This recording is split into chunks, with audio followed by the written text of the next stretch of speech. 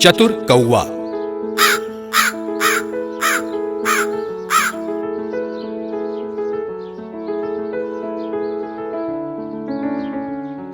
एक दिन एक कौवा भोजन की तलाश में इधर उधर घूम रहा था।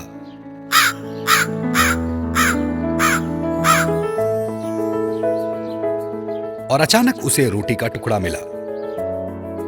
ये सब एक लोमड़ी ने देखा और लोमड़ी ने सोचा कैसे इसकी रोटी छीन ले, लेकिन ये कैसे होता?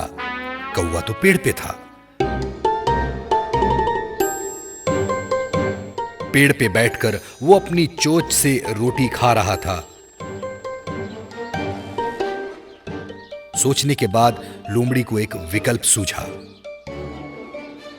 धीरे धीरे वो कौवे के पास गई और बोली, तुम अति सुंदर लगते हो और तुम्हारा रंग तो सूर्य के प्रकाश में खिलता है। कौवा खुश हुआ। लोमड़ी ने कौवे के चेहरे के भाव देखे और अपनी चिकनी चुपड़ी बातें आगे बढ़ाई। मैं तो तुम्हारी चमकीली आंखें देखते रहना चाहती हूँ, लंबी चोंच, मजबूत पर, वाह वाह वाह। कौवे को शक होने लगा और वो सोचने लगा, मैं तो चिड़ियों में सबसे भद्दा हूँ, फिर ये लोमड़ी को मैं कैसे सुंदर लगा। लोमड़ी तारीफों के पुल बांधती रही। तुम्हारी आवाज बहुत मधुर है, एक गाना सुनाओ ना। अब कौवे को पक्का यकीन हो गया था कि लोमड़ी उसे झाड़ पे चढ़ा रही है और कोई न कोई चाल जरूर है। कौवे ने रोटी का टुकड़ा अपने पंजे में जकड़ा और बोला, मैं तुम्हारे लिए, सिर्फ तुम्हारे लिए गाना शुरू करता हूँ। और कौवा बेसुरे अंदाज में काव काव गाने लगा। लोमड़ी से इतनी बेसुरी आवाज सुनी नहीं गई और वो वहां से भाग गई। कौवा सोचने लगा, अगर मैं इसके झांसे में आ जाता तो मेरे हिस्से का भोजन आज मुझसे छिन जाता। प्यासा कौवा। एक गर्मी का दिन था और एक कौवा पानी की खोज में व्याकुल इधर उधर घूम रहा था। बड़ी देर तक ढूंढा मगर कोई सुराग न मिला।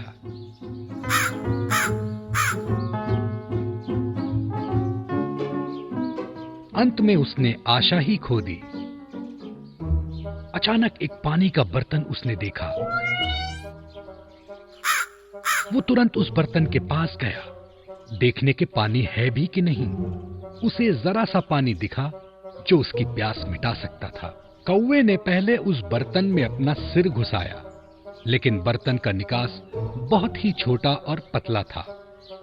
कौवे ने बहुत सोचा, इधर उधर नजर घुमाई और कुछ छोटे छोटे पत्थर और कंकड़ियां दिखी। फौरन उसका दिमाग दौड़ा। उसने कंकड़ियों को चुनकर उठाना शुरू किया और उसे पानी के बर्तन में एक एक करके डालना शुरू किया।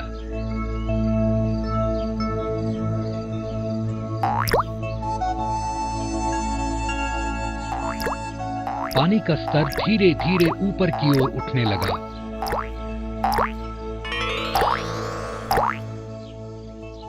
और अंत में कौवे को पानी पीने को मिला। कहानी का सार, कोशिश अगर करते रहें तो हर समस्या का हल मिलता है।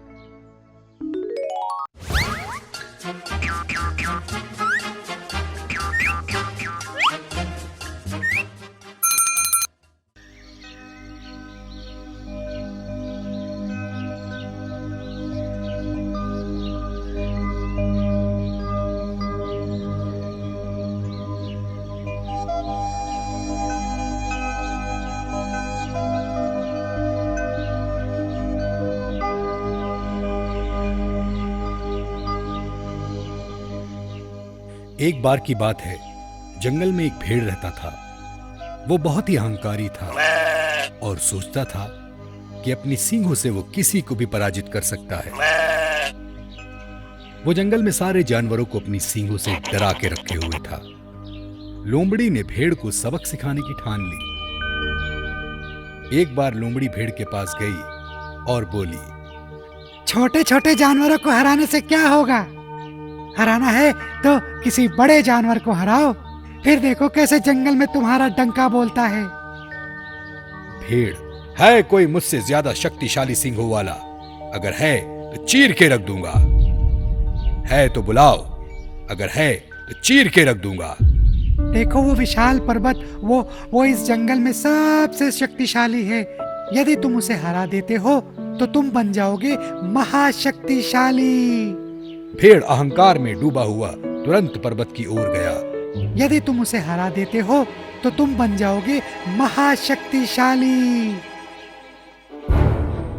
और सींगों से जोरदार वार किया और चकरा कर वहीं ढेर हो गया। फिर भी उसे अपनी हार स्वीकार न थी। इस बार और जोरदार वार किया और दोनों सींगें टूट गईं। भेड़ ने सबक सीख लिया, अहंकार का सर एक दिन नीचा होता है।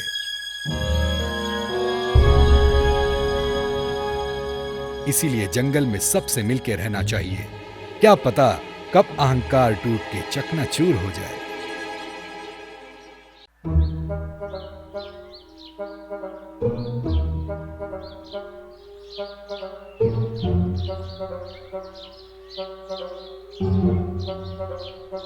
सर्दियों के दिन थे। एक लोमड़ी बहुत ही भूखी थी।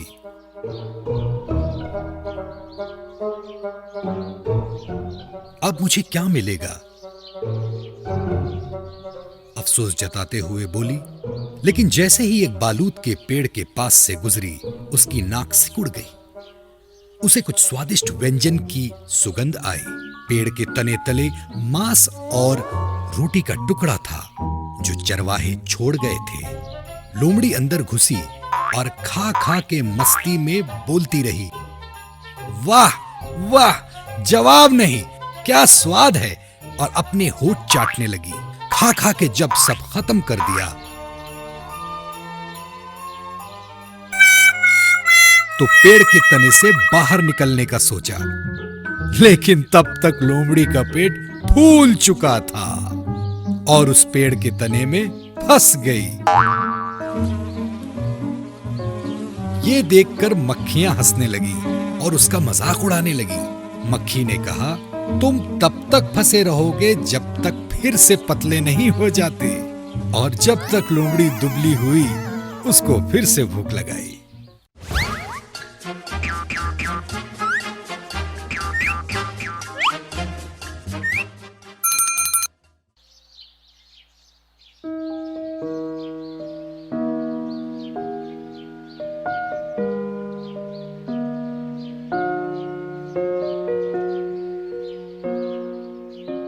जंगल का राजा अपनी गुफा में बीमार लेटा था। बाकी के जानवर उससे मिलने की जल्दी में थे। शेर को गुस्सा आ जाता अगर कोई उससे मिलने ना आता। एक बार यह हरकत लोमड़ी ने की। भेड़िया लोमड़ी से नफरत करता था और अपने आप को ज्यादा सियाना समझता था। वाह, ये समय है लोमड़ी को फंसाने का। और वो शेर से उसकी चुगली करने लगता। लोमड़ी ने आते ही उनकी कुछ बातें सुन ली। उसने शेर को जबरदस्त गुस्से में देखा और बोल उठा, रुक जाओ, इस मसले पर ज्यादा विचार विमर्श की आवश्यकता नहीं। मेरे पास जंगल के राजा का इलाज है। यदि वो भेड़िए की खाल अपने शरीर पर लपेट ले तो उसकी बीमारी ठीक हो सकती है। तेज दहाड़ के साथ शेर ने भेड़िए पर हमला करके उसको ध्वस्त कर दिया और उसकी खाल पहन ली। लोमड़ी सारे जानवरों से बोली, शेर को खुश करने के लिए भेड़िया इससे अच्छा और क्या कर सकता था।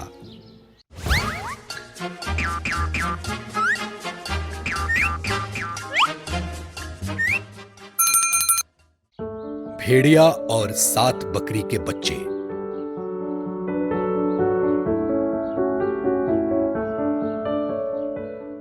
एक बार एक बकरी थी। एक दिन वो शहर की तरफ निकली। अपने बच्चों को बुलाकर बोली, खबरदार रहना, अपनी जान का खुद ख्याल रखना, सावधानी से काम लेना। भेड़िया किसी भी वक्त तुम्हें खाने आ सकता है। बच्चे पूछते हैं, लेकिन हमें कैसे पता कि भेड़िया दस्तक दे रहा है? भेड़िए की आवाज भारी होती है और उसके खुर बिल्कुल काले होते हैं। और थोड़ी हिदायत देकर वो शहर को निकल गई। भेड़िया इंतजार में था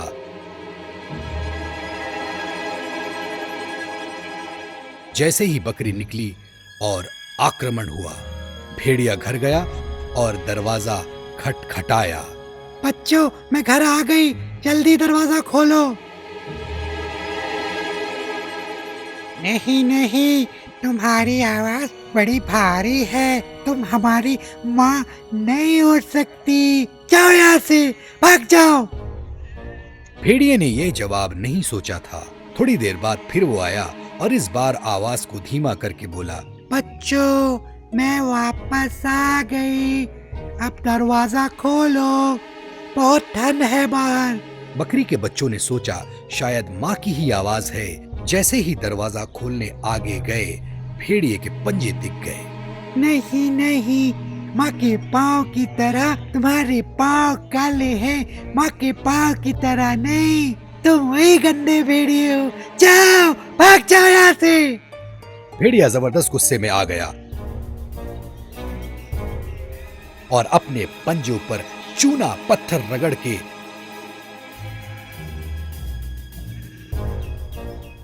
एक बार फिर दरवाजे के पास दस्तक दी और बोला, बच्चों, मैं आ गई, जल्दी दरवाजा खोलो।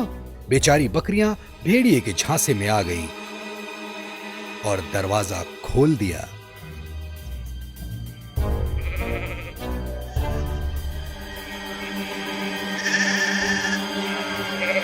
भूखे भेड़िए ने एक एक करके सबको खा लिया।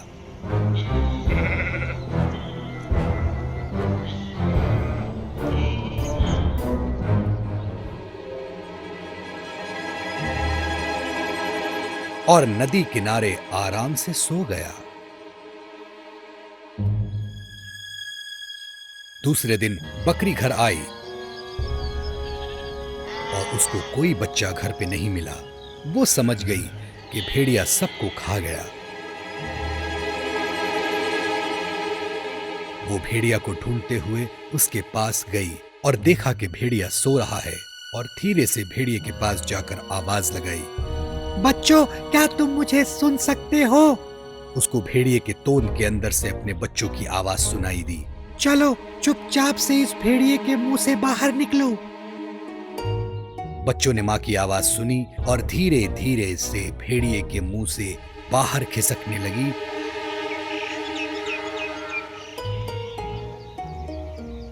और अंत में सब बाहर आ गई।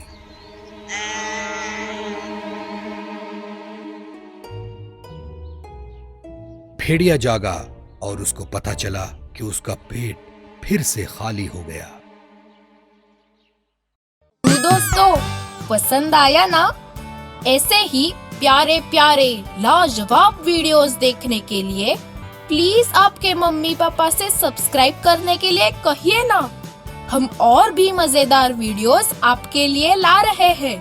तब तक के लिए शुक्रिया, फिर मिलेंगे।